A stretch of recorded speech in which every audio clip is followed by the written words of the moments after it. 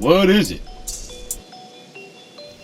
Hello and welcome to The Essential Gamer. You're watching What Is It with me, Lee, and today we are looking at WWE 2K Battlegrounds.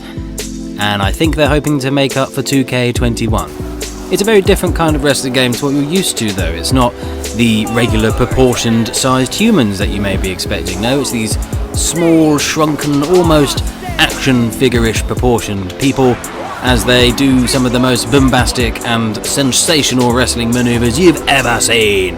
It's not a simulation. It is a very arcadey attempt at a wrestling game with some nice fight mechanics to mix things up with a good roster full of people that you recognise and people you've probably met. So yeah, looking at the roster, you got all your, Triple H, Rey Mysterio, all the ones you remember. A lot of the newer guys as well, like Nikki Banks and Becky Lynch and all those people.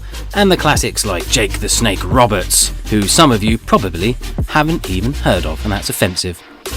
There's a nice variety of game modes on offer, from things like triple threat matches, cage matches, Royal Rumbles, gauntlets, and a lot of competition to have, as well as a single player campaign mode which plays out in this very nice comic book style.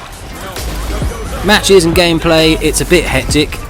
It's very sort of over the top, lots of special moves and power-ups that you can give your wrestler as you go, things like strength buffs, health buffs, super special maneuvers which will do everyone else in all in one go. As you ruckus your way through doing your special moves, getting cheered on by the crowd to power up your bloke, and when he's fully powered he can do his finisher, whether that be a tombstone or a Rey Mysterio style super special 619 or whatever it may be. And they are probably the best parts of the gameplay, to be honest, where the camera changes and you get this very nice cinematic view of a very devilish power driver. Elsewhere, there's lots of customization available. You can customize your own arena, so you can give yourself a particular crowd that you want to wow and all that sort of stuff.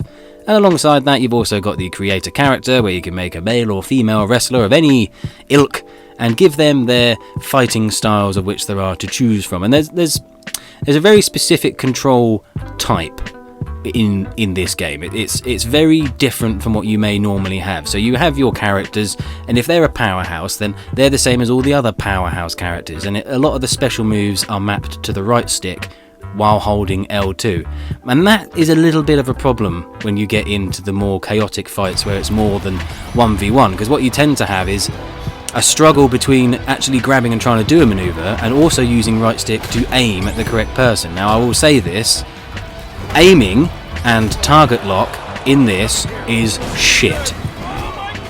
Besides complete luck, it seems the only way to actually target a different character from the one you're already fighting is to have them smack you in the face with something. And I don't know about you, it's not very preemptive to take a smack to the face when you're already looking at the guy who you want to beat up. Yes, it's a little bit of a pain.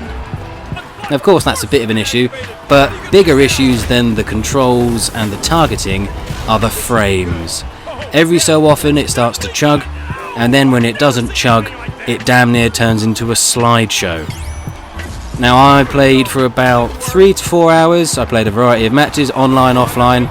It was random. It seemed to have absolutely no sense. I thought it might be particles that did it, but with less particles on the screen, I had some of the fewest frames, as you can see now. There's not a lot of explosions, there's not a lot of special stuff going on, but it honestly felt like the game was trying to give up on life. And now it's time to talk about monetization. Yes, because half the roster is locked behind a paywall. You have to buy the little bloke in their little toy box. You can either do this by grinding out the in-game currency with challenges and matchups, or you can go to the shop, spend your real-life money on some gold doubloons, and buy a new leotard for The Undertaker. Ooh.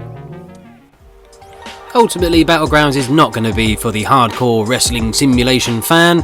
It does, whether intentionally or not, invoke memories of the N64 wrestling games like WCW Nitro, and at the very least it embraces the more arcade style, suited more towards the casual fan, or probably younger people, if you're into wrestling at all. As always, if this video's been any good, please do like and subscribe, and if not, tell me why. I'll get in the squared circle with Stone Cold and he can stun my ass off. Goodbye.